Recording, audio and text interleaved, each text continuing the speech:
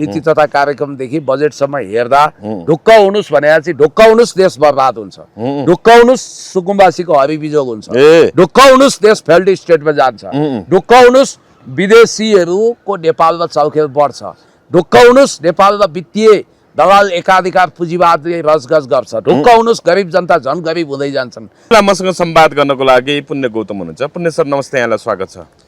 Thank you so much, धन्यवाद। शुक्रबार अर्थमन्त्री डाक्टर स्वर्णिम वाग्लेले संसदमा बजेट पेश गर्नुभयो, सभा 21 खर्बको बजेट प्रस्तुत गर्नुभयो। त्यसमा चाहिँ अब कर्मचारीहरूको पनि तलब बढाइएको छ 21%, 10% स्वाभाविक वृद्धि भयो हैन। त्यो 10%बाट फेरि बढेको तलबको 10% फेरि प्रोत्साहन रकमको रूपमा त्यो वृद्धि गरिएको छ। त्यो हिसाबले 21% कर्मचारीहरूको तलब बढेको छ। आफ्नो जुन वास्तविक तलबको 21% तलब वृद्धि गरिएको छ। यता हर्क साम्पाङले भने यो सरकार, यो लाचार, यो पागल भएछन् अर्थमन्त्री डाक्टर स्वर्णिम वाग्ले। सुकुम्बासीहरू गरिबहरू लखट्ने अनि कर्मचारीहरूको तलब बढाउने, सुकुम्बासीहरूको बारेमा केही अब बन्दोबस्तको व्यवस्था छैन, बासको व्यवस्था छैन, उनीहरूको बारेमा ध्यान दिनु छैन, कर्मचारीहरूको मात्रै तलब बढाएर के गर्न खोजेको यत्रो महँगीमा भनेर भन्नुभएको छ। कसरी हेर्नुभएको छ पुण्य सरलाई तपाईँले? समग्रमा हिजो पनि हामीले अलिकति हजुर खतल खातल गरेका थियौँ। हजुर थपमा केही कुरा बजेटकै बारेमा भन्न मन लाग्यो। धन्यवाद छ, तपाईँले नयाँ तथ्य दिनुभयो। हर्क साम्पाङज्यूले भनेको कुरामा दम छ। किनभने हो, म मान्छु कि कर्मचारीको तलब बढ्नुपर्छ। विगतको सरकारले पनि बढाएकै हो। कति प्रतिशत बढाउँथ्यो बेग्लै कुरा हो, तर बढाउन चाहिँ हरेक सरकारले हरेक वर्ष जस्तो बढाउँथ्यो, यो स्वाभाविक हो। तर आम जनतालाई यो बजेटले कस्तो प्रभाव पार्यो? विकासको क्षेत्रमा यो बजेट कोसे ढुङ्गा भयो कि अभिशाप भयो? जनतालाई राहत सब्सिडी दिनुपर्नेमा, गरिबहरूको चिसो चुलो बल्न मद्दत पुग्नु पर्नेमा, देशलाई औद्योगिक पुँजीवादको विकासको चरमचुरीमा लगेर समाजवादी आधारशिला तयार गर्नुपर्नेमा दलाल नोकरशाही पुँजीवाद, एकाधिकार पुँजीवाद, वित्तीय पुँजीवादलाई प्रोत्साहन गर्ने गरी नवउदारवादी यो सरकारले, खास गरी बालेन सरकार भन्छु म, किनभने रासपाको संगठित सदस्य बनेको, वरिष्ठ नेता बनेको कुनै प्रमाण हामीसँग छैन बालेन शाहजीको। त्यो भएर यो बालेन सरकारका अर्थमन्त्री स्वर्णिम वाग्लेले जनताको आँखामा छारो हाल्न केही पपुलिस्ट कार्यक्रम सहित वितरणमुखी बजेट ल्याउनुभयो, जहाँ साधारण खर्च हत्ते बढाइएको छ, विकास खर्च न्यून छ। नेसनल प्राइड प्रोजेक्ट, राष्ट्रिय गौरवको आयोजनामा छुट्याइएको बजेटमा भारी कटौती गरिएको छ र यसले के गर्छ? विद्युत खपत गर्न पनि निरुत्साहित पारे जस्तो देखियो पुण्य सर। 50 युनिट भन्दा माथि विद्युत उपयोग गर्नेहरूलाई त भ्याट लगाइएको छ, 13% कर लगाइएको छ, अतिरिक्त कर। तपाईको हैन, अब कुलमान घिसिङले ज्यादै यसबारे नकारात्मक टिप्पणी गर्नुभएको छ। यो विद्युत खपतलाई त प्रोत्साहन गर्नुपर्नेमा, विद्युत प्रयोगलाई त हैन प्रोत्साहन गर्नुपर्नेमा, विद्युत प्रयोग गर्नलाई चाहिँ नागरिकहरूलाई प्रोत्साहित गर्नुपर्ने यो सरकारले उल्टो काम गर्यो। के गर्न खोजेको? फेरि इन्धनतिरै जान खोजेको भन्ने हिसाबले कुरा गर्नुभएको छ कुलमान घिसिङ, उज्यालो नेपाल पार्टीका मन्त्रीले। कुलमानजीले मजा सब बुझ्नु भएको छ। 50 युनिट भन्दा माथि जति प्रयोग गरे पनि भ्याट नलगाउने, कुनै यो महसुलमै छुट दिनु पर्नेमा महसुलमा छुट दिन्छ कि विद्युतीय महसुल पनि महँगो छ भनेको त झन् उल्टो काम पो गरेछ। यसले त उल्टै तपाईँको 50 युनिट भन्दा बढी खपत गर्ने बित्तिकै 12% भ्याट जोडेर 13% भ्याट जोडेर जनताको ढाड सेकेको छ। यसले तपाईँको बजार अनुगमन गर्ने अनि विषाक्त तरकारी फलफुललाई क्वारेन्टाइन मार्फत जाँच पास गर्ने कुरो गरेको छैन। यसले कृषिलाई निर्वाहमुखी होइन उद्योगको रूपमा विकास गरेर फार्मिङमा लाने कुरो सोचेको छैन। यसले जल जमिन जङ्गलको उपयोग गरेर हाइड्रोको विकास गर्ने, नेसनल ग्रिडमा विद्युतीय उत्पादन थप्ने कुरो गरेको छैन। यसले राष्ट्रिय गौरवको आयोजना निजगढ काठमाडौँ फास्ट ट्र्याक लगायतका राष्ट्रिय गौरव नेसनल प्राइड प्रोजेक्टलाई प्रोत्साहित गर्ने कुरो गरेको छैन। यसले विनियोजन गरेको बजेट साधारण खर्चतर्फ स्वाट्टै धेरै बढेको छ, तर विकास खर्चमा भारी कटौती गरिएको छ। यो एक प्रकारको युटोपिया पनि हो। यो कार्यान्वयन हुन नसक्ने, फ्रिज हुने टाइपको बजेट ल्याएको छ। बजेट कसरी बन्छ भने आन्तरिक स्रोत र साधन परिचालन गरेर बजेट बनाउनु पर्छ।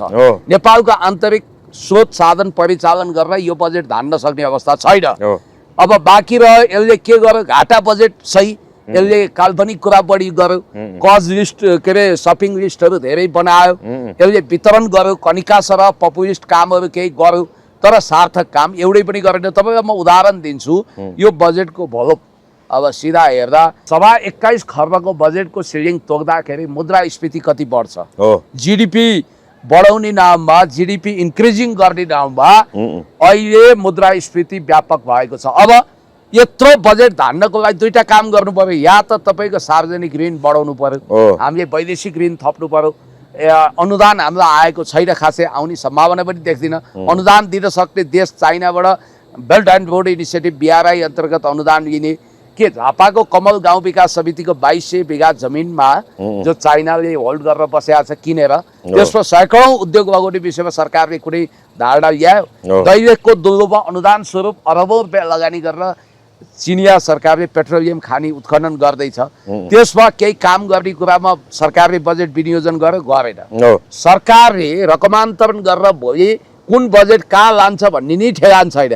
त्यसकारण यो सरकारको ध्यान भनेको करको दायरा फराकिलो बनाउने, कर व्यापक बनाउने र जताबाट भने पनि जनतालाई ढाड सेक्ने। र इन्ट्रेस्टिङ कुरो के भने सरकारले ABC ग्रेड तोकेको छ स्कुलहरूको, फी त्यहाँ शुल्कको रोस्टर बनाएको छ। हो त्यो रोस्टर अन्तर्गत तपाईँलाई म इन्ट्रेस्टिङ कुरो गर्छु, त्यो कार्यान्वयन गर्न सरकारले केही ध्यान दियो त? दिएको छैन। त्यसकारण बालन सरकारको तर्फबाट अर्थमन्त्री स्वर्णिम वाग्लेले प्रस्तुत गरेको यो बजेटको विषयमा पुण्य गौतम सकारात्मक हुन चाहन्थ्यो।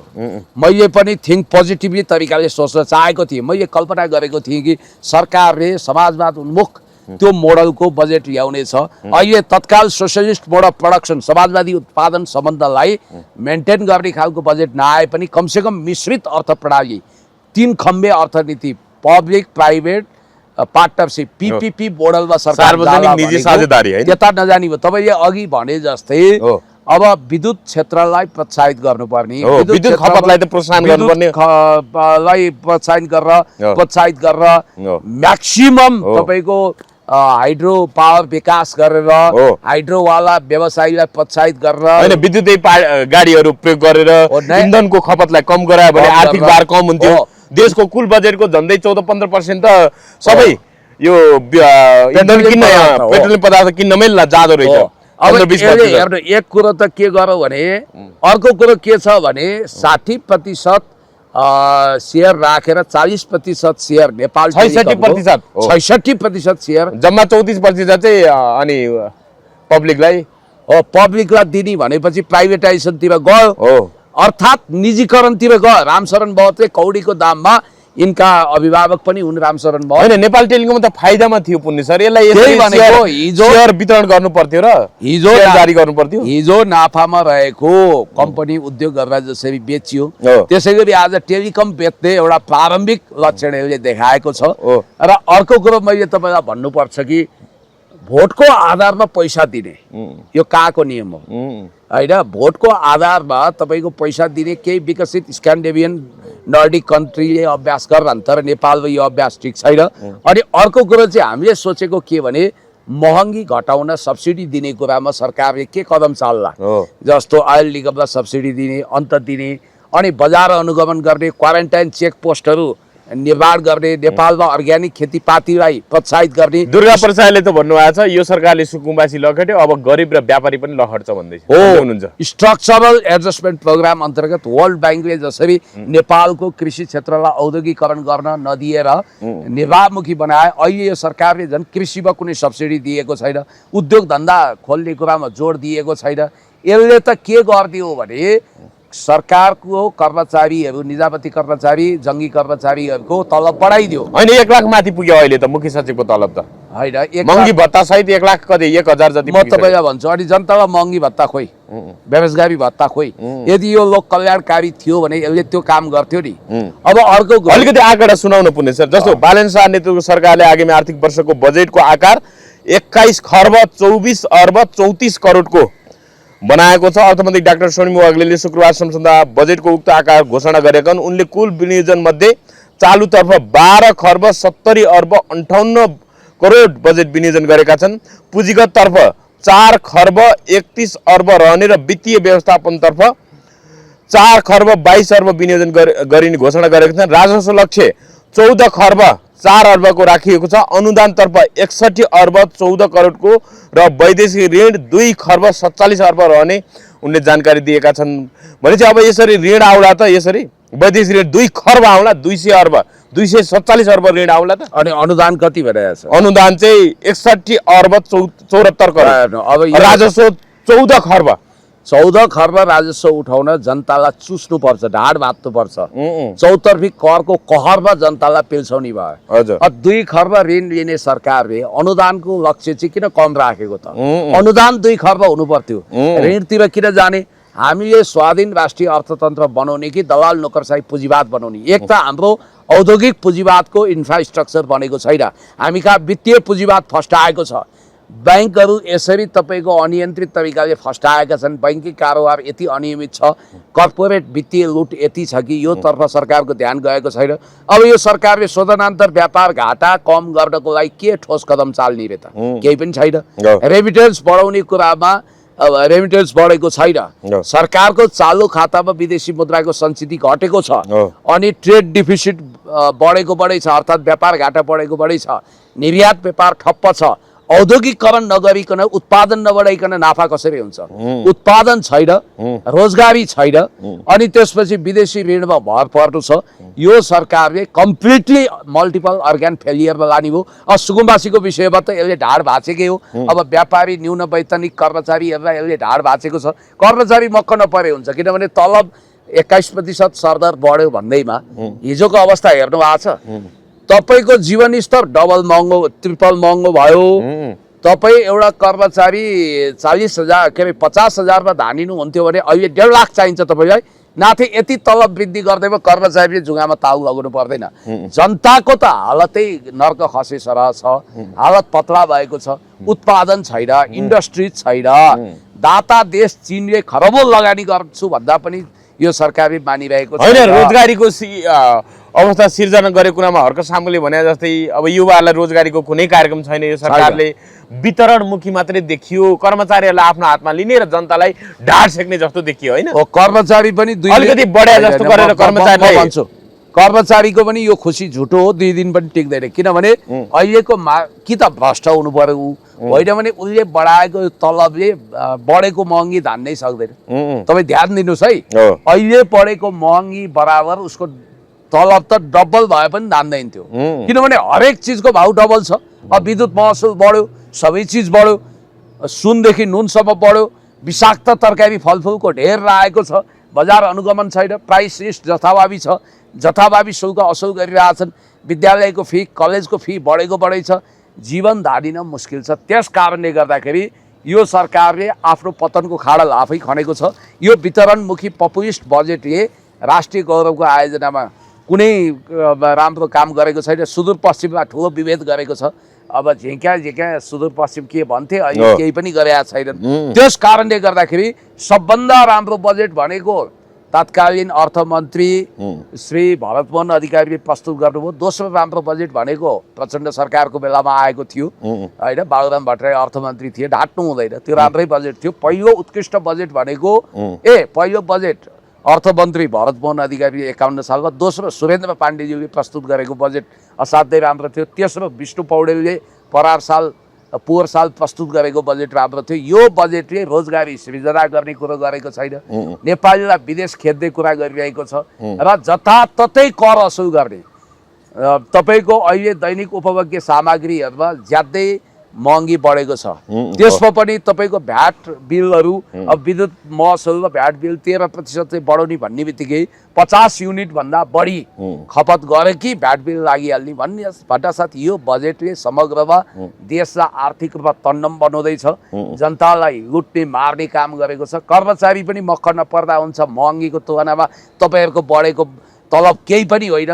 अब बाँकी त अब देशमा औद्योगिकरण छैन, उद्योग छैन, विदेशीहरूले लगानी गर्ने इन्भाइरोमेन्ट छैन, खरबौँ रुपियाँ पलायन भएको छ र यसले जसरी पुँजीगत खर्चलाई कम गरेर साधारण खर्च बढाएको छ, विकास खर्चमा लगानी गरेको छैन, चालु खर्च यसले बढाएको छ भन्ने बित्तिकै यो सरकारको ध्यान नभनेको तलब भत्ता आदि इत्यादि स्टेसनरी बाँडचुँड मात्रै जस्तो बाँडचुँड गर्ने र तपाईँले भनिहाल्नुभयो इन्धन तेल पेट्रोलजन्य पदार्थ किन्न मात्रै कुल बजेटको 13-14% स्वाहा हुन्छ भन्ने बित्तिकै यो सरकारले अर्थमन्त्री स्वर्णिम वाग्लेले यो बालन सरकारले देश विकास गर्ने होइन कि देशमा युवाहरूलाई रोजगारी सृजना गर्ने प्रोत्साहित गर्ने वातावरण मिलाउने होइन कि उही टाकन टुकन ढङ्गले पुरानै बजेटलाई निरन्तरता दिने गरी प्रचुर रूपमा नवोदारवादी कार्यक्रम घुसाएर देशमा औद्योगिकरण गर्नु सट्टा वित्तीय दलाल पुँजीवाद एकाधिकार पुँजीवादलाई नै पालन पोषण गर्ने एउटा खालको यो रकमी पुलिन्दा सिवाय केही पनि होइन। यो बजेटले के छ त नेपालको अर्थतन्त्र उकास्ने कामदेखि लिएर समग्रमा भौतिक पूर्वाधारहरू समयमा बन्ने कुराहरूमा यसले कतिको प्राथमिकता दिएको। कतिपयले त यो उत्कृष्ट बजेट विश्वकै उत्कृष्ट बजेट भन्दा पनि फरक नपर्ने भनेर खुशबु ओलीले भन्नुभएको थियो। तर यो मानेमा कि महत्त्वाकांक्षी बजेट तर कार्यान्वयन चाहिँ अलिकति व्यावहारिक हुन नसक्ने जस्तो होइन। खुशबु ओलीले भन्दैमा हामीले पत्याउनु पर्ने विश्वको उत्कृष्ट हुने यसको गुण के छ त? विश्वको उत्कृष्ट बजेटका कम्पोनेन्टहरू के हुन्छन्? त्यो समाजवादी हुन्छ, त्यसले जनतालाई राहत दिन्छ, यसले सामाजिक सुरक्षाको क्षेत्रमा वृद्ध वृद्धाको कम्ता अपमान गरेको छ, यसले 65 वर्षको नीति भनेको थियो नि लगभग त्यस्तै लागू गर्न खोजेको छ। यसले के भनिदियो तपाईलाई वृद्ध भत्ता लिनु पर्दैन भने तपाईँ नलिनुहोस् भनिदियो। भोलि के हुन्छ? होइन वृद्ध भत्ता जो सामाजिक सुरक्षा भत्ताको रूपमा सम्मान वृद्धहरूलाई एउटा सम्मान छ त्यो पनि अपमान जस्तो भन्नाले यिनीहरूले सक्दै पनि राज्यको दोहन गर्यो भने जस्तो त्यो ढङ्गको अवस्था पार्न खोज्यो, त्यो ढङ्गको अनुभूति गराउन खोजे जस्तो देखियो। यो त सम्मान होइन अपमान जस्तो भएन हैन? तपाईलाई म भन्छु अब राज्यले आफैले भन्नाले एउटा भनौँ न त्यो एउटा उनीहरूको आर्थिक हैसियत के छ त्यो बुझेर नदिँदा राम्रो हुन्छ। सकभर नलियो भन्ने अब लिनेहरूलाई चाहिँ अलि अपमान जस्तो हुने भयो के? यथार्थमा जानुपर्छ। घर ठुलै हुन्छ मान्छेको कतिको, तर त्यो ब्याङ्कमा हुन सक्छ। हजुर समाजले देख्छ यसको घर ठुलो छ तर त्यो घर ब्याङ्कमा हुन सक्छ। नम्बर 1। नम्बर 2 हेर्दा चिल्लो चाप्लो छ, खानदानी छ तर उसँग आमदानीको स्रोत हुँदैन। अर्को छोराछोरी हेला ओछा गरेको हुन सक्छन्। त्यसकारण अब भोलि के भनिदिन्छन्? छोराछोरी विदेश होलान्, मान्छे हेर्दा पनि ह्यान्डसम खानदानी हुनुहुन्छ, घर पनि ठुलै छ रे, ए तपाईँलाई वृद्ध भत्ता चाहिए हो भनेर अपमान गरिदिन्छ। ए बाबा त्यसो गर्नु सट्टा अब भन्नाले ज्येष्ठ नागरिकको पनि यो सरकारले बजेट मार्फत अपमान गर्यो। अपमान गर्यो, नियत अपमानमै छ हैन? नियत अपमानमा छ। राष्ट्रिय गौरवका आयोजना नेशनल प्राइड प्रोजेक्टमा केही प्रोत्साहन छैन। शिक्षा र स्वास्थ्य बुढी गण्डकी प्रोजेक्टलाई कहिले समिति कहिले कम्पनी अहिले प्राधिकरण मार्फत त्यो बनाउने कुरा गरिरहेछ। कहिले यो के हो? यो बुढी गण्डकी त यो अनावश्यक गोलचक्करमा फसे जस्तो देखिन। यो परियोजना बन्ला त बुढी गण्डकी परियोजना देशकै गौरवको परियोजना 1200 मेगावाटको हेर्नु त 1200 मेगावाट दक्षिण एसियाकै वान अफ द हैन लार्जेस्ट हाइड्रो पावर प्रोजेक्ट हो। साउथ एसियाकै one of the largest hydro project लाई सरकारले जसरी सम्पन्न गर्नु पर्थ्यो त्यतातिर सरकारको ध्यान गएन भन्ने बुझियो। त्यसकारण म तपाईलाई के भन्छु भने सरकारको ध्यान केवल कर उठाउनेमा देखियो, विदेशी ऋण लिएर चलाउनेमा देखियो। सरकारले यहाँ रुग्ण उद्योग गरेर प्रोत्साहन गर्ने कुरो गरेन। एक त हामी WTO को सदस्य भयो हैन, नेपाल त जलस्रोतकै दोस्रो दरी देश भनिराख्दाखेरि जलस्रोत मार्फत हैन विद्युत उत्पादन गर्ने र त्यसको खपत बढाउनेतिर ध्यान दिनुपर्नेमा कर लगाएर उत्रै निरुत्साहित गरिरहेछ। अघि पनि हामीले चर्चा गर्यौं हैन? होइन, अब हामीले इन्धन आयात गर्दाखेरि भारी मात्रामा सब्सिडी दिनुपर्ने कुरा सोचेनौँ। जनताको यसै ढाड भाँचिया छ। त्यो पेट्रोलियम पदार्थ डिजेल पेट्रोल हवाई इन्धन आदि इत्यादिमा वृद्धि, मट्टीतेलमा वृद्धि हुँदा चारैतिर महँगी बढेको छ। यो महँगी बढेकोमा बजार अनुगमन गर्ने कुरामा सरकारको ध्यान छैन। राष्ट्रिय गौरवको आयोजनामा बजेट पर्याप्त छुट्याइएन। देशमा औद्योगिकरण गर्न बजेट छुट्याइएको छैन। रोजगारी सृजना गर्नेतर्फ सरकारको ध्यान छैन। पासपोर्ट घर घर पुर्याइदिने, विदेशमा गलत त्योनी यसको नीति छ। रेमिटेन्स मुखी अर्थतन्त्रलाई नै यसले प्रोत्साहन गरेको छ। यसले वास्तवमा भन्ने भने अब सुकुम्बासीको लागि ठोस योजनै बनाएन।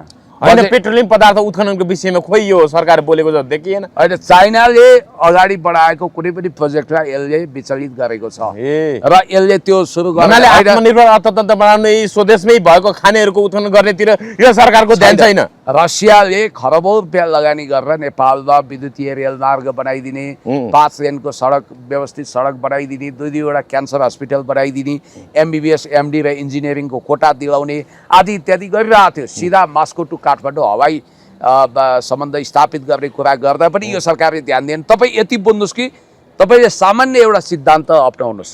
तपाईँले घरको बजेट 2 लाख बनाउनु हो, बनाउनु त भयो, मासिकमा 2 लाख रुपियाँको बजेट बनाउँछु। अब तपाईँले या त ऋण काट्नुपर्छ या त ठग्नुपर्छ, तपाईँसँग छैन भनेपछि सरकार महँगो देखियो। यसले त्यो कहाँबाट असोपर गर्ने भने अनुदान आउँदैन, ऋण लिने विदेशबाट, सकेसम्म अमेरिकाबाट वर्ल्ड ब्याङ्क, IMF र त्यसपछि ADB-बाट लोन लिने। अनुदान छैन, अनुदान दिन्छु भनेको अमेरिकाले दिँदैन, सैन्य रणनीतिमा उसले SPP वा MCC-मा दिने हो, इन्डियाले गफ गर्ने हो, रसियाले अनुदान दिन्छु भन्दा लिँदैन, चाइनाले खरबौँ रुपियाँ कमल गाउँ विकास समितिमा उद्योग स्थापना गरिदिन्छु, देशैव्यापी खरबौँ बिहार होइन। रसियाले पनि आजभन्दा 10 वर्ष अगाडिदेखि विभिन्न हाइड्रो पावर प्रोजेक्ट, सडक पूर्वाधार बनाउँछु भन्दाखेरि यो सरकारले मान्दै मानेको रहन्छ। पहिला तत्कालीन राष्ट्रिय सभाका अध्यक्ष गणेश तिमिल सिन्हा हुँदाखेरि नेकपा एमालेको सांसद पनि हुनुहुन्थ्यो उहाँ, होइन? उहाँ हुँदाखेरि यो प्रक्रिया रसियासँग पनि होइन विकासमा साझेदारी गर्ने कुराहरू अगाडि बढाएर रहेछ, तर पछिल्ला सरकारहरूले कुनैले अगाडि बढाएनछन्। हो, त्यही भएर म भन्छु जनकजी, जब तपाईँ, म घर र राष्ट्रको तुलना गर्छु है। मानौ कुनै रामप्रसाद भन्नेको घर को बजेट 2 लाख बनायो, अब उसले आन्तरिक स्रोत परिचालन गरेर घर भाडा उठाएर वा अन्य आम्दानी गरेर धान्न सक्दैन, उसको बजेट 2 लाख छ मासिक बजेट। अब उसलाई कसैले कुनै मन पराउने मान्छेले ल ठिक छ त तपाईँलाई तपाईँको घर नचलुन्जेल म सहयोग गर्छु नि, मसँग 2 पैसा छ भनेर तपाईँलाई अनुदान अर्थात् तपाईँलाई सहयोग गर्न खोज्यो, बजेट भन्नुहुन्छ भने तपाईँको घर चल्छ कि आफूले कमाउन सक्नु पर्यो कि लिनु पर्यो भने जस्तै राष्ट्र पनि त्यस्तै हो। राष्ट्र पनि एउटा परिवार जस्तै हो र देशको अर्थतन्त्र राष्ट्रिय ढुकुटी सुहा भएको छ। अहिले राष्ट्रिय ढुकुटीमा पैसा छैन, सरकारले स्वीकार गरेको छ, व्यापारीहरूलाई औद्योगिक मैत्री वातावरण छैन। यहाँ त संसारभरिका उद्योगपतिहरू आएर, व्यापारीहरू आएर नेपालमा औद्योगिक पुँजीवाद विकास गर्नको निम्ति सरकारले 0 भन्सारमा पनि त्यो प्रोत्साहन गर्नु पर्थ्यो। दुबईले पहिला त्यही गर्यो नि त, ल 0 करमा जस्तो 0 ट्याक्समा, 0 ट्याक्स सक्दैन भने रिजनेबल ट्याक्स लगाएर भने पनि सरकारले प्रोत्साहित गर्नु पर्थ्यो। सरकार उल्टो बाटोमा हिँड्यो। होइन, यहाँनिर तपाईँलाई यहीँनिर अब हिजो बालेन शाह प्रधानमन्त्री योभन्दा अगाडि वैशाख 28 गते संसदमा होइन अब झुल्क्या थिए, त्यति बेला पनि राष्ट्रपति रामचन्द्र पौडेलले आफ्नै सरकारले ल्याएको नीति तथा कार्यक्रम प्रस्तुत गरिरहँदा बिचमा उठेर हिँडे। त्यसको 18 दिनपछि हिजो संसद बैठकमा आए, होइन? प्रतिनिधि सभा र राष्ट्रिय सभाको संयुक्त बैठक जुन अध्यक्ष डाक्टर सोनिम वाग्लेले बजेट घोषणा गर्दा आए, तर पुरै समय त बसे। तर बेलुका 8-9 बजे उनले के लेखे भने ढुक्क हुनुहोस् भनेर लेखे। यता हर्क साम्बाङले भने हाम्रो दबाब भनेको संसदप्रति जवाफदेही होस् भन्ने चाहना हो। उनी आए, अब उनको बजेट आफै सुनुन्, अब बोल्नु पनि लगाउने थियो भन्नुभएको छ। अनि बालेन शाहले ढुक्क हुनुहोस् भनेर भन्न खोजे के हो यो भन्नाले यो त पागल प्रेमी जस्तो के हो के साङ्केतिक भाषामा मात्रै त्यो एकले अर्कालाई माया गर्नेहरूले उनीहरूले मात्रै सम्बन्धित बाध्यहरूले मात्रै अर्थ बुझोस् भनेर कुनै छोटो कुनै टुक्का अथवा स्ट्याटस कुनै शब्द जाल रच्छ नि, त्यस्तै खालको ढुक्क हुनुहोस् भनेका छन्। के भन्न खोजे हो? बजेट काट्नु हुन्छ भनेर ढुक्क हुनुहोस् भन्न खोजे हो कि अथवा सुकुम्बासीको बसोबासको व्यवस्था बारे चिन्ता लिनु पर्दैन त्यो ढुक्क हुनुहोस् भन्न खोजे हो कि के चाहिँ ढुक्क हुनुहोस् भन्न खोजे हो? स्ट्याटस लेखे कि हर्ककोमा कमेन्ट लेखे? स्ट्याटस होइन, बालेन शाहले आफैले स्ट्याटस लेखे कि ढुक्क हुनुहोस् भनेर? बालेन शाहले ढुक्क हुनुहोस् भनेर स्ट्याटस लेखे। हेर्नु चाहिँ 15 घण्टा अगाडि, आज 15 घण्टा 8-9 बजे यस्तो हो।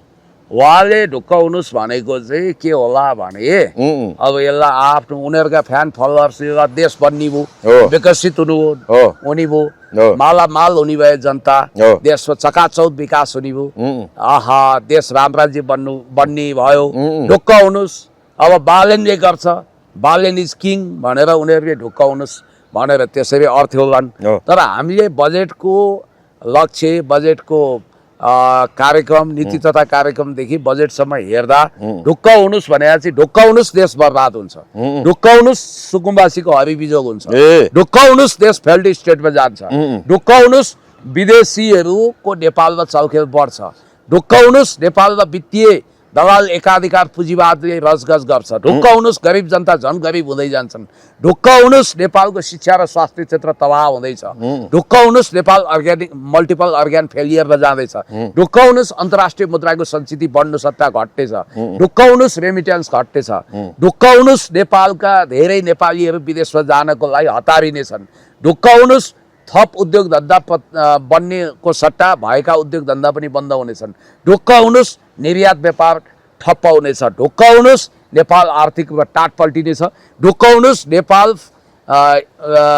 इन्टरनेसनली कालो सूचीमा पर्नेछ। ढुक्क हुनुहोस्, गरिबहरूले बात पाउने छैनन्। ढुक्क हुनुहोस्, धनी झन् धनी हुनेछन्। ढुक्क हुनुहोस्, राष्ट्रियता कमजोर हुनेछ। ढुक्क हुनुहोस्, कालापानी लिम्पियाधुराको सवालमा सरकारले कुनै राम्रो पहल गर्ने छैन भनेर त्यो व्यावहारिक रूपमा गर्नको लागि यो ढुक्क हुनुहोस् लेख्या होला क्या। यो अमूर्त के तालमा लेख्या हो, कतै यसो एक सुरका तानेर हो कि पनि भन्न भ्याए क्या मान्छेहरूले। त्यही त भने अचम्म ढुक्क हुनुहोस् मात्रै भन्छन्, सम्झौता बोल्दैन। हर्क सामल निरन्तर सम्झौता जवाब देऊ। तिमी त गृहमन्त्री पनि हुन्, तिमी त गृहमन्त्री पनि हौ, तिमी विज्ञान प्रविधि तथा नवप्रवर्तन मन्त्री पनि हौ। सुकुम्बासीको बस्ती उजाड गरेर खोइ व्यवस्थापन कहिलेसम्म गर्यौ तिमीहरूले? त्यो विषयमा म गृहमन्त्री बालेन्द्र शाहलाई सोध्छु भन्दाखेरि संसदमा नआउने तर छास स्टाइल लिएर ढुक्क हुनुहोस् भन्ने होइन। हिजो मैले एउटा भिडियो हेरेँ क्या, उहाँ चाहिँ यो संसद भवनबाट निस्किनु भएको रहेछ हो। बिचरा हाम्रा पत्रकारहरूको अवस्था देख्दा चाहिँ अनिल कपुरको लागि अमरीश पुरीले यो एउटा नायक भन्ने फिल्ममा एउटा डायलग प्रयोग गरेका छ। तुम मीडिया वाले लोग गाड़ी का आगे पीछे भागता है और दरवाजा खटखटाकर ऐसा करता है कुत्ता की तरह भनेर के अपमान गरेका छन् नि। यो बाबा बोल्दै नबोल्ने बालेन शाहलाई प्रधानमन्त्री ज्यू भन्दै किन चाकडी गर्नु पर्यो? बोल्दैनन्, नबोल्न दिनु होइन। सम्झौता नबोल्ने नि फेसबुक स्ट्याटसमा ढुक्क हुनुहोस् भनेर त्यो भने के हो त्यो ढुक्क हुनुहोस्? त्यो ढुक्क हुनुहोस् भने कि हल्का साम्पाङले जसरी संसदमा जवाफ दिनको लागि आह्वान गरिराख्नु भएको त हुन्छ, ढुक्क हुनुहोस्, म एक दिन आउनेछु, छिट्टै आउनेछु भन्न खोजेको। यो मैले हिजो घाटे वैद्यको उदाहरण दिएको थिएँ कि घाटे वैद्यले दुईचोटि टाउको हल्लाउँछ, बिरामी बाँच्छ भन्दा बाँच्छ कि बाँच्दैन भनेर पहिला सोध्छन्, अनि दुईचोटि यसरी मुन्टो हल्लाउँदा बाँच्यो भने मैले भनेकै थिएँ बाँच्छ भनेर भनेको थिएँ भन्छ, अनि मऱ्यो भने चाहिँ होइन मैले जस्तो पनि मिल्ने होइन। होइन ढुक्क हुनुहोस्, म संसद आउँछु। हर्क साम्बाङजी धेरै मलाई बोलाउनु पर्दैन, म आउनेछु, तपाईँ ढुक्क हुनुहोस् भन्न खोजे हो कि? यो मोहन कोइरालाको फर्सीको जरा भन्ने कविता यति अमूर्त थियो कि एब्स्ट्राक्ट चिन्तन प्याजका लेखक शङ्कर कोइरालाले भन्नुहुन्थ्यो अरे के, यो चाहिँ युनिभर्सिटीको प्रोफेसरले नबुझेपछि सोधेछन् व्याख्या गर्नुपर्ने। होइन बाबुहरू, तपाईँहरू आफ्नो तरिकाले व्याख्या गर्नुहोस् भन्नुभयो अरे उहाँ। भनेपछि बालेन शाह बुझिन सक्नुको रहस्यमय मान्छे। ढुक्क हुनुहोस्, म बोल्दिनँ भने पनि होला नि त। ढुक्क हुनुहोस्, म बोल्दिनँ, यो जे पनि व्याख्या गर्न होइन। तर हिजो त फेरि सांसदहरूसँग बोलेछ नि, जस्तो हिजो अब जस्तै गोल्ड स्टार कि मालिक जो उत्पादनकर्ता अहिले राष्ट्रबाट सांसद हुनुभएको छ विदुषी राणा, उहाँलाई चाहिँ मैले पनि गोल्ड स्टार जुत्ता लगाएको छु है, तपाईँले उत्पादन गरेको हो भनेर देखाउनु भएको रहेछ बालेन शाहले। तपाईँले चाहिँ कुन जुत्ता लाउनु भएको छ पुण्य सर? होइन, मेरो त के हो यो, अब यो मैले त चाइना कम्पनी हो यो, अब सस्तो पाइयो लगाइयो कुरा। चाइना कम्पनी लाउनु हो तपाईँले? अनि जे सस्तो पाइन्छ त्यही लगाउने हो नि, होइन? स्वदेशी उत्पादन भएको तपाईँले पनि आत्मनिर्भर अर्थतन्त्रलाई से चिज भन्नुपर्ने थियो कि? सुन्नु से डिडिसी भन्नु। भावनाले देश चल्दैन, घर चल्दैन। धन्न चाइना भन्ने महान कन्ट्री थियो जसले सस्तो वस्तुमा क्वालिटीको कुरा बेग्लै हो, सस्तो वस्तुमा चिजबिज उत्पादन गर्छ। हजुर, तपाईँलाई म भन्छु नेपालका औद्योगिक कृषिजन्य उपजहरूको अर्थात् नेपालका चिजबिजहरूको ब्रान्डिङ भयो, त्यसलाई हामीले पेटेन्ट राइट लियौँ छैन। हामी WTO को सदस्य छौँ, हामीले हाम्रो चिजलाई ब्रान्डिङ गर्न सकेका छैनौँ। हाम्रा उत्पादनहरू, स्याउहरू, हाम्रा सुन्तलाहरू, हाम्रा जुनारहरू, हाम्रा जुसहरू, हाम्रा उत्पादनहरू कुनै पनि ब्रान्डिङ प्राय भएका छैनन्। त्यसलाई हामीले तपाईँको पेटेन्ट राइट लिन सकेका छैनौँ। अर्को कुरो, जब हामी WTO को सदस्य बन्छौँ, वर्ल्ड ट्रेड अर्गनाइजेसन, जनकजी तपाईँ मलाई फ्याक्ट कुरा भन्नुहोस्, मानौ मैले जुत्ता पसल राखेँ, तपाईँलाई म सोध्छु त्यहाँ 2 थरी जुत्ता छ, 2, 3, 4 थरी। अब बालेन शाहले गोल्ड स्टार लगाएछन्, मलाई पनि गोल्ड स्टार लगाउन मन लाग्यो भन्नुभयो तपाईँ। अब मान्छेको त्यही न हो, एक ताकत फेसन आउँछ। अनि हेर्नुभयो तपाईँले गोल्ड स्टारको भाउ सोध्नुभयो, उसले भन्यो 1900 2000 कति भन्यो। अब मार्जिन राखेर भनेको छैन उसले, तपाईँलाई दिने दाम त्यति राख्यो। अब तपाईँले छेउको जुत्ता हेर्नुहुन्छ, हेर्दा त्योभन्दा पनि राम्रो छ। अनि कति यसको भने होइन, यसको त त्यही 1100 मा लानुहोस् न भन्यो ए है। अब यसो मार्जिन सार्जिन पनि राखेको होइन, अब 1500 मात्रै बोकेर आएको म मान्छे। तपाईँ है घटाउन पनि पाइयो, 800-900 मा यो जुत्ता पाइन्छ भने मैले कुन किन्छु? तपाईँले कि त क्वान्टिटी व्यापक उत्पादन गर्नु पर्यो, मास प्रोडक्सन, मास लेभलमा प्रोडक्सन हुन्छ चाइनाको भने हामीले उद्योग धन्दा स्थापित गर्ने भन्दा पनि एसेम्बलिङ कम्पनी चलाउनु पर्यो। चाइनालाई के भन्नु पर्यो, तेरो ठुलो मास स्केलको प्रोडक्सन यहाँ गर, यहाँ प्लान्ट लगा। झन् हामीले भन्सारमा शुल्क तिर्न त ल्याउनु परेन। हामीले अहिले खरिद गरिरहेको चाइनाबाट आएको यो जुत्ता यहाँ प्लान्ट लगायो भने 300 मा आउँछ। ल हेर्नुहोस्, हाम्रो होइन, तर नेपाली उत्पादन गोल्ड स्टार जुत्ता लाउनु त राम्रो पक्ष हो नि, होइन? राम्रोलाई त राम्रो भन्नु भावनात्मक कुरा राम्रो हो, तर दमेडी हेर्नु न दाम। अनि विदुषी राणालाई पनि मात्रै पोसेर हुन्छ। We have to be very realistic. अहिलेको समयमा नेपाली उत्पादनलाई प्रोत्साहन गर्नुपर्छ भन्दैमा मसँग जेबमा पैसा छैन भने मैले सस्तो किन्छु कि महँगो किन्छु? किनभने यसै त महँगीले ढाड बाँचिया छ, सुनदेखि नुनसम्मको भाउ महँगो छ। कि त सरकारले सब्सिडी दिएर तपाईको मास स्केलमा व्यापक प्रोडक्सन गरेर विदेशी प्रोडक्सनसँग कम्पिटिसन गर्न सक्नु पर्यो। विदेशी फिनिसिङ प्रोडक्टसँग कम्पिटिसन गर्न सकिँदैन भने जुन चिज सस्तो पाउँछ मार्केटमा त्यही उठाउँछ। सबैले क्वालिटी हेरेर बस्दैनन् होला, क्वालिटी राम्रो होला, कच्चा पदार्थ राम्रो लगाएको होला। किनभने नेपालीले जस्तो 1 लाख जोर जुत्ता उत्पादन गर्यो भने चाइनाले 1 करोड जोर जुत्ता उत्पादन गर्छ। अहिले इन्डियाको मार्केट खाइसक्यो, अमेरिकाको खाइसक्यो भन्नाले मान्छे ब्रान्ड मात्रै हेरेर बस्दैन। म फेरि पनि भन्छु कि बालेन शाहजीले देश चलाउन सक्नुहुन्न, रासोपाले सक्दैन। मान्छे के त्यो गोल्ड स्टार जुत्ता लाउनु चाहिँ उनको स्टन्ट मात्रै हो? स्टन्ट हो। हर्क साम्पाङले अस्ति ठिकै भन्नुभएको थियो, स्टन्ट गरेर देश बन्दैन, धेरै बोलेर पनि बन्दैन। अब रवि लामिछाने चरण वन्दना गर्न, मोदीको पाउ पर्न, जनी गरेर कृपया यो सरकार हटाइ पाउँ भन्न इन्डिया जाँदैछ। त इन्डिया हुन त यो भिजिट हो किन पनि सक्छ भन्नेहरू छन्। अनि यो भोलि पर्सि नै जाँदैछन् भन्ने कुरा रवि लामिछाने र होइन, कतिपयले पुग्नु सर रवि लामिछानेको विषयमा चाहिँ बालेनले मलाई देखि नसने भयो, बालेनले मलाई मुद्दा मामिलामा फसाउन खोजेका छन्, राष्ट्रिय मानवता आयोगको प्रतिवेदन पनि बालेनकै इसारामा लेखिएको हो। त्यो भनेको बालेनले आफ्नो अवरोधीहरूलाई किनारा दरकिनार गर्नको लागि त्यो ढङ्गले प्रतिवेदन आएको भनेर बालेन शाह त भारतमा हारगुहार गर्न चाहिँ रवि लामिछाने त भारतमा हारगुहार गर्न चाहिँ जाँदैछन् भन्ने कुरा आइरहेको छ कतिबेला। त्यो सही हो, उनले 3-4 कुरा राख्नेछन्। प्रभु बालेन शाह तपाईहरुको आन्तरिक रूपमा सेवक होइनन्, तपाईहरुलाई झुक्याइरहेका छन्। म हुँ तपाईको खास आन्तरिक सेवक। हिजो कांग्रेस एमाले भन्दा बढी म सेवा सुविधा दिनेछु भनेर गिडगिडाउन जी हजुरी गर्न, किनकि यिनले मोदीको भाइ यहाँ भेट्दै लम्पसार परेका थिए होटलमा। अनि मुकुल ढकालले भनेको कुरोको यिनीहरूले आधिकारिक खण्डन गरेका छैनन्। मुकुलले के भनेको थियो भने म नेपालको भुटानीकरण सिक्किमीकरण स्वीकार गर्छौँ, मलाई प्रधानमन्त्री बनाइदिनु पर्यो भनेर गिडगिडाउन, मलाई अर्थमन्त्री बनाउनु पर्यो भनेर रवि र स्वर्णिम त्यहाँ गएका थिए अरे होइन। सिक्किमीकरण गरिदिने, फिजीकरण गर्ने, त्यो मोडलमा देश सञ्चालन गर्ने, तर प्रधानमन्त्री चाहिँ पद चाहियो। रविको त के हो भने जे बोल्छन् त्यसको ठिक विपरीत गर्छन्। मेरो छातीबाट डोजर चलाउनु भने अति बोलेको हुनाले अहिले खती भयो कि भएन? कहाँबाट डोजर जनताको अब यहाँ हर्कसाम्बैको कुरा म भन्छु कुलमान घिसिङसँग मिल्ने कुरा आइरहेछ कसरी? म यो विषयमा आउँछु, यो विषयमा पत्रै पठाएको भन्ने कुरा आयो हर्कसाम्बैले कुलमान घिसिङलाई पार्टी कता गर्नको लागि। त्यो राम्रै हो, त्यो विषयमा आउँछु म।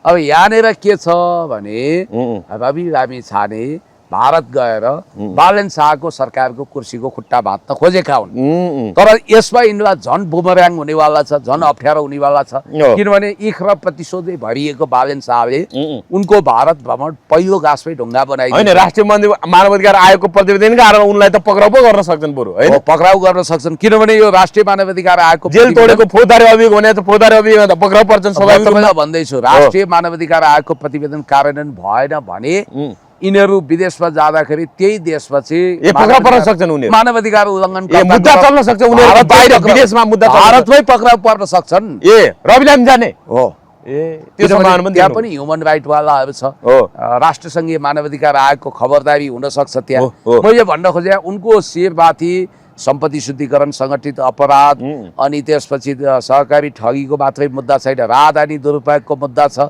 अनि त्यसपछि अहिले तपाईको जीवी राईको मुद्दाको डेमोक्रेसीको तरवार पनि उनको शिरमाथि चढ्दैछ। त्यति मात्रै हेर मानवाधिकार आयोगको प्रतिवेदनले त बालेन शाहले रवि गुटलाई सखापै पार्ने एउटा अवसर पाएका छन्।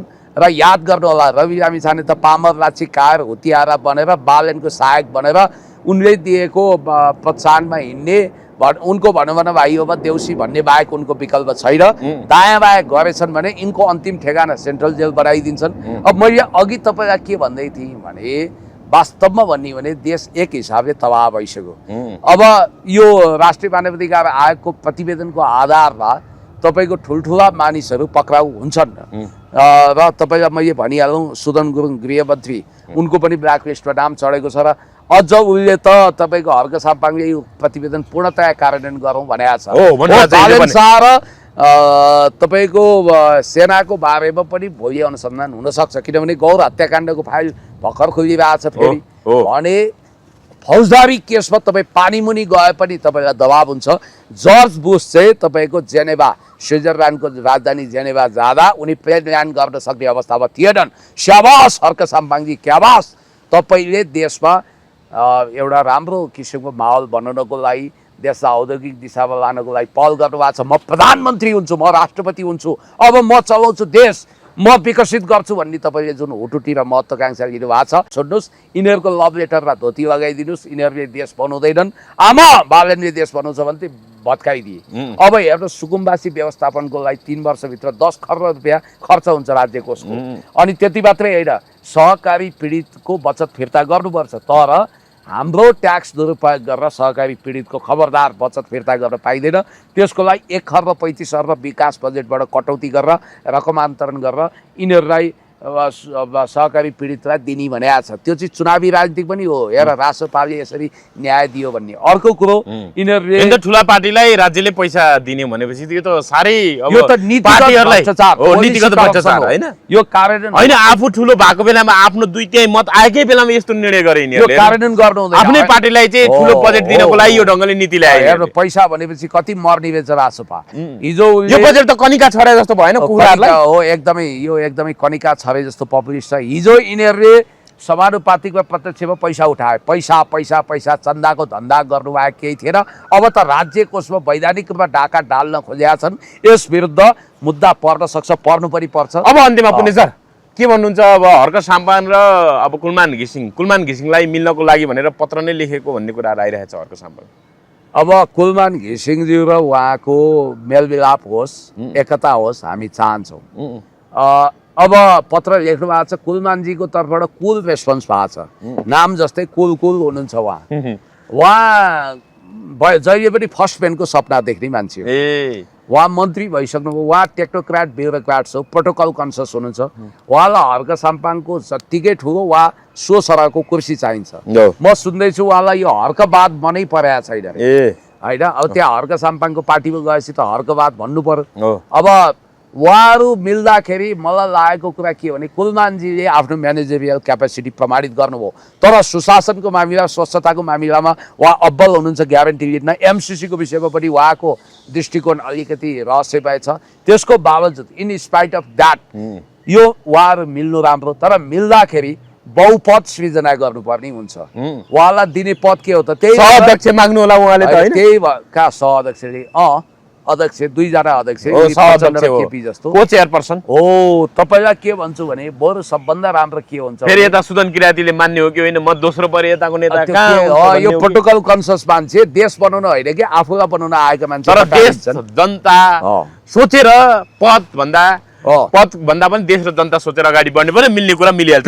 फर्स्ट नेसन फर्स्ट सुन्नु यहाँ के हो भने हर्क साम्पाङले जसरी चिनिया कम्युनिस्ट पार्टीमा महासचिवीय प्रणाली छ यो पार्टीलाई अध्यक्षात्मक प्रणालीमा राखेर एउटा प्रवक्ता अर्को कार्यालय सचिव राख्ने, अरू सबैलाई चाहिँ तपाईँको सदस्यको रूपमा पार्टी केन्द्रीय सदस्यको रूपमा राखेर लाँदाखेरि भोलि पद मिलानको समस्या आउँदैन। नभए अब यो ब्रह्माले एसेम्ब्लिङ गरेर जोडजाड गरेर उत्कृष्ट जनावर बनाउँछु भन्दा ऊँट बने जस्तै हुन्छ, विचित्र गाई जात्रा हुन्छ।